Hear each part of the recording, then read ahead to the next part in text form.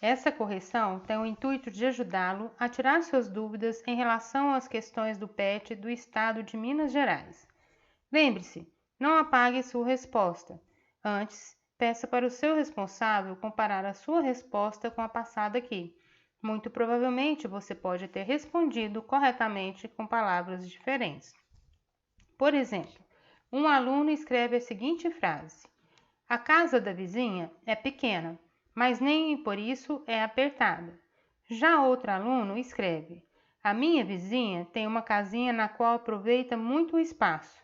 As duas frases são diferentes entre si, porém têm o mesmo significado.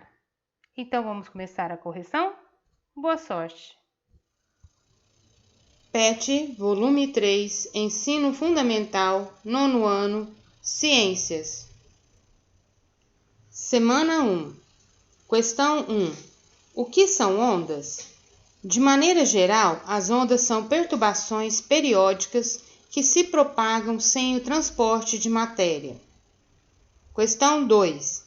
Indique quais as diferenças entre ondas mecânicas e ondas eletromagnéticas. Ondas mecânicas são ondas que se propagam em meio natural, por exemplo, as ondas sonoras e as ondas em uma corda. Ondas eletromagnéticas são ondas que, para se propagar, não necessitam de um meio material, podendo se propagar no vácuo, por exemplo, ondas de rádio e micro-ondas. Questão 3. Sobre as formas de propagação das ondas, explique com as suas próprias palavras. Letra A. Ondas transversais. Ondas transversais são aquelas que apresentam a direção de vibração perpendicular à propagação da onda. Exemplo, onda em uma corda. Letra B. Ondas longitudinais. Ondas longitudinais são aquelas que apresentam a direção de vibração coincidente com a direção de propagação. Exemplo, ondas sonoras e ondas sísmicas. Questão 4. Consultando a imagem sobre o espectro eletromagnético, estabeleça uma diferença entre as ondas de rádio e a luz visível. As ondas de rádio têm maior comprimento que as ondas eletromagnéticas, que formam o espectro de luz visível. Semana 2. Questão 1. Qual a definição de luz? A luz é energia radiante capaz de sensibilizar os olhos, ou seja, qualquer radiação eletromagnética cuja frequência se situa entre o infravermelho e o ultravioleta. A velocidade da luz no vácuo é a maior velocidade possível de ser atingida, aproximadamente 300.000 km/h. Questão 2. O que são corpos transparentes, translúcidos e opacos? Dê exemplos desses corpos presentes na região onde você mora. Meios transparentes. Permitem propagação de luz. Exemplo, ar e água limpa. Meios translúcidos. Permitem propagação parcial da luz. Exemplo, nevoeiro, vidro fosco. Meios opacos. Não permitem propagação da luz. Exemplo, parede. Questão 3. Descreva com as suas próprias palavras o princípio da propagação retilínea. Segundo o princípio da propagação retilínea, em um meio homogêneo e transparente, a luz se propaga em linha reta. Questão 4. Descreva com suas próprias palavras o princípio da independência dos raios. O princípio da independência dos raios luminosos diz que a trajetória de um feixe de luz não é afetada pela trajetória de outro ponto de luz. Questão 5. Descreva com suas próprias palavras o princípio da reversibilidade dos raios luminosos.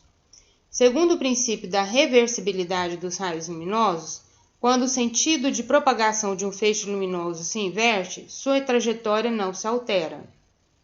Questão 6. Que característica da luz torna possível a formação de sombras? Sombras são uma consequência da propagação retilínea da luz. Raios que não atravessam o corpo opaco promovem a formação de uma sombra. Questão 7. Diferencie sombra projetada de penumbra. A sombra projetada, ou umbra, é a região de escuridão total, já a região de escuridão parcial se chama penumbra. Questão 8. Explique. Letra A. Eclipse lunar. Eclipse lunar é um fenômeno astronômico que ocorre quando a Lua é ocultada totalmente ou parcialmente pela sombra da Terra, em geral sendo visível a olho nu. Isso ocorre sempre que o Sol, a Terra e a Lua se encontram próximos ou em perfeito alinhamento, estando a Terra no meio destes outros dois corpos. B. Eclipse solar. Eclipse solar é um fenômeno que ocorre quando a Lua se interpõe entre a Terra e o Sol, ocultando total ou parcialmente a sua luz numa estreita faixa terrestre. Do ponto de vista de um observador fora da Terra, a coincidência é notada no ponto onde a ponta do cone de sombra risca a superfície do nosso planeta. Semana 3, questão 1. Ao observar o nosso reflexo sobre a superfície da água e as pedras do fundo de um rio, quais fenômenos ópticos podemos dizer que ocorrem? Nosso reflexo. Reflexão que consiste no retorno da energia luminosa para o meio de onde veio após atingir uma superfície que separa dois meios distintos. As pedras no fundo do rio. Refração, que é a passagem de luz de um meio para outro com propriedades distintas. Questão 2. Defina reflexão difusa e regular da luz. Reflexão regular. Quando a luz é refletida numa superfície lisa e polida, ela reflete-se numa só direção. Por exemplo, quando vemos a nossa imagem no espelho. Reflexão irregular. Difusão da luz. Quando a luz é refletida em direções diferentes devido ao fato da superfície de reflexão ser rugosa. Questão 3. A figura representa um feixe de raios paralelos incidentes em uma superfície S e os correspondentes raios emergentes. Essa figura ilustra o fenômeno óptico da reflexão-difusão. Questão 4. Descreva o índice de refração. Índice de refração é uma grandeza física adimensional que mede a redução da velocidade da luz quando é transmitida através de algum meio óptico transparente. Questão 5. Qual fenômeno óptico consiste na separação da luz branca em várias cores? Dispersão da luz. Semana 4, questão 1. Dê exemplos de sistemas ópticos. Lentes convergentes e divergentes, espelhos côncavos e convexos, telescópios, prismas, superfícies polidas e papel podem ser considerados, cada um à sua maneira, sistemas ópticos. Questão 2. Defina. Letra A. Espelho plano. Espelho plano são qualquer superfície plana capaz de refletir a luz. Os espelhos planos produzem imagens do mesmo tamanho, direitas e reversas ou invertidas, do objeto. Questão 2, letra B. Espelho côncavo. Espelhos esféricos côncavos são aqueles cuja imagem é formada no interior da calota e podem produzir imagens menores do mesmo tamanho ou maiores dos objetos. Letra C. Espelho convexo. Espelhos esféricos convexos são aquelas cujas imagens é refletida na face externa da calota e sempre produzem imagens menores, direitas e reversas dos objetos.